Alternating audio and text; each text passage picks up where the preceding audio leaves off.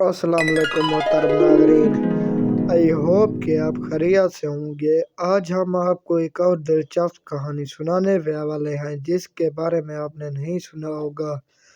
आइए हम कहानी की तरफ चलते हैं।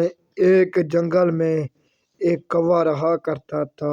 एक दिन इसको कहीं से रोटी का टुकड़ा मिल जाता है। वो रोटी का टुकड़ा उठाकर दरख्त की छाक पर जा बैठता है और इसे खाने के लिए यूं ही तैयार होता है।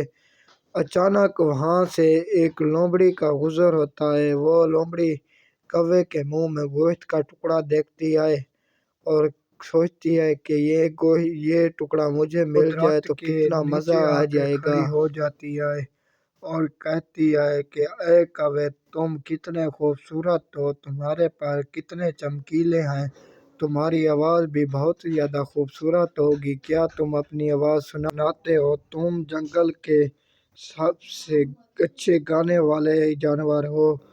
कौवा बेचारा लोमड़ी की बातों में आ जाता है और जैसे ही वो गाने के लिए अपना मुंह खोलता है, इसका रोटी का टुकड़ा नीचे गिर जाता है और लोमड़ी इसे उठाकर खाने लगती है।